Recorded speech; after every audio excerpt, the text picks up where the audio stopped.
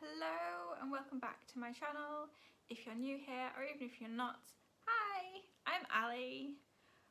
Well, wow, it's been a hot minute, or nearly 2 years, since I last filmed a YouTube video. Okay, that's not true at all.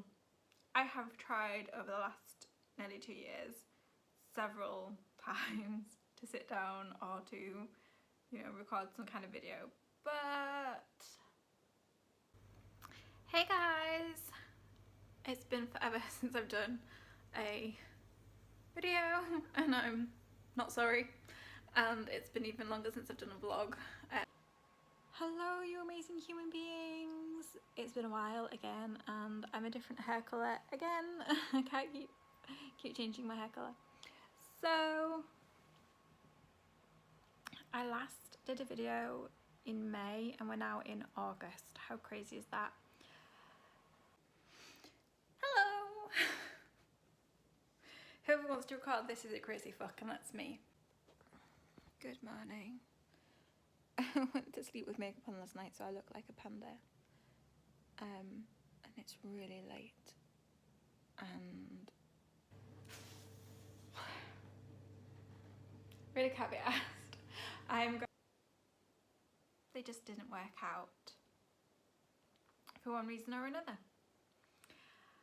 So why don't we grab a cup of tea and I'll reintroduce myself. That's better. Tea, peppermint tea.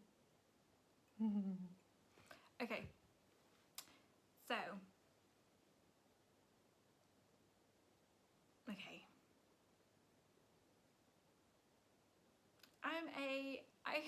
I class myself as a chronic illness warrior. I live with endometriosis, which affects 1 in 10 women, and as I'm filming this in March, it is National Endometriosis Awareness Month as well. That's just an actual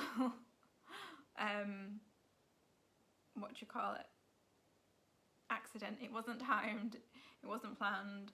I just decided that I wanted, the last couple of months I've been wanting to get back into YouTube, and it just happens that this month is National Awareness Month for my chronic illness, endometriosis. My chronic illness has affected me my entire life without me really knowing about it. I've officially been living with the diagnosis for 15 years this year in 2021. And it's affected me since I got my first period at the age of 11. When I first started my YouTube channel in 2017, I was beyond excited to be coming onto YouTube and be wanting to share my journey with IVF with you all. I wanted to be honest, I wanted to be open about the whole journey and everything we were going to go through.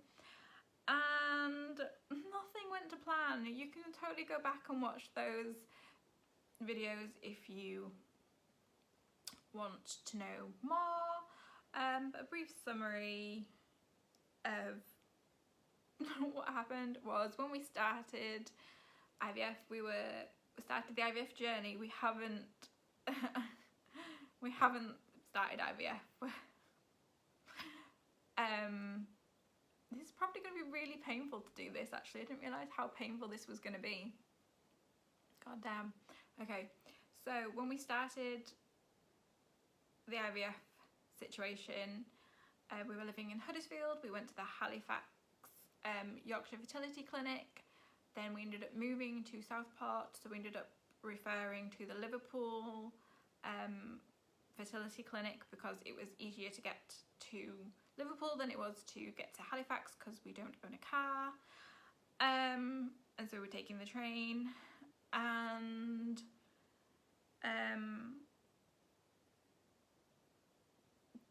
we started in August 2017. We transferred clinics in 2018, and I ended up getting a perianal abscess, which caused a really big fuss for 2 years, and I ended up having a ceton put in 2019, and I got the Seton removed in June 2020. Because of the Seton was inserted to remove all the pus, and because it was perianal, which means it was downstairs, the IVF clinic wasn't going to touch that situation, because basically when they go to, if you do the whole thing and then you go to remove all the eggs and the eggs accidentally get compromised by the pus, it's just messed up. And so we basically all that got put on pause for 2 years, which was extremely emotionally difficult and tiring and exhausting, because because it's just hard, isn't it? And during that time, I wasn't given any endometriosis support, and I was really, really, really ill. That's not to be surprised. Every time I've had endometriosis surgery, I've always been stage 4 with endometriosis, so I get it quite bad. It sticks all my organs down, and it's not been good. So the last time I was doing these videos, we sadly were living with my husband's parents, my in-laws, in Warrington, while we were trying to find a house in Manchester, which was so difficult when we had a bunny. Sadly, Evie passed away in that September, just as we signed a house just outside of Manchester, and we moved in the September, and we have since moved again in the December. Literally, we moved like 7 days before Christmas. My husband likes to test me on these things.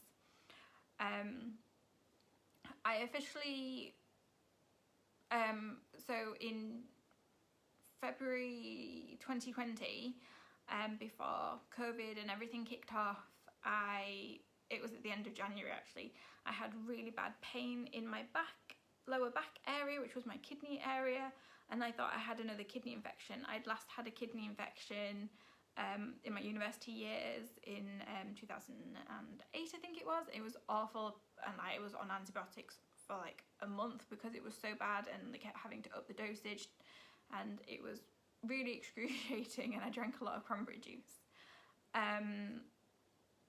And so we went to the hospital closest to us, and they decided that it was endometriosis and sent me home with anti-sickness and tramadol, and basically said, don't come back to this hospital unless you're bleeding or you're about to give birth, because they don't treat endometriosis. And it was pretty harsh and pretty awful, and honestly that is what the gynecologist consultant said to me: do not come back to this hospital unless you're bleeding from somewhere or you're about to give birth. And I'm like, ha, joke's on you, mate, because I have to come back for a seat and stuff, so meh.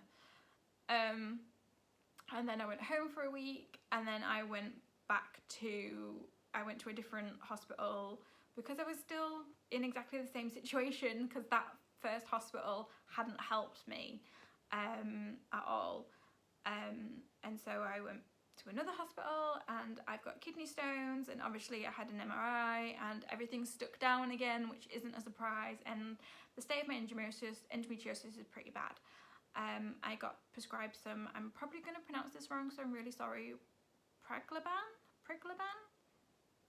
to help with the nerve ending pain, and that has been really, really, really helpful. And I also got put back on the Prostrap injections, so I'm back on the fake menopause again, and that's where I'm at now. It's a year later. I'm still on Priglaban, I'm still doing the fake menopause. However, we got signed off from the endometriosis team and from the Seton people in November 2020. However, in the UK, in November, we went into lockdown 2.0, and as it lifted in December, my husband and I ended up moving house, and I thought I'll sort it in the new year to get referred for IVF. However, in the UK, in January, we went back down into lockdown 3.0, and here we are in March and it's slowly going to be lifting, so I'm going to be getting back in touch with my GP to get me referred to IVF again, which I'm excited and scared about all over again. However, I will not be filming a ton of IVF videos even if we get through to the clinic, because right now it's just something that I need to take a step back from, because it has been really hard and really consuming during the last nearly 2 years while we've not been doing anything, and trying to find a balance for my health.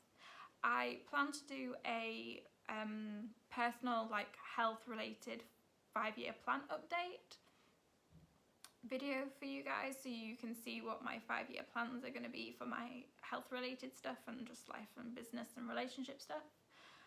But yeah, this is basically my sum up video to say I'm back. I've tried to film before, it didn't work, and I'm excited to be here and to be bringing some different videos. I really hope you will continue watching if you have already been subscribed, and if you haven't, please go and subscribe. I can't remember where it is, I think it's down here. I love you forever, and again, thank you so much for staying here this whole time while I've been away, and thank you for watching this video. It really means a lot to me, and I will see you in my next one. Bye!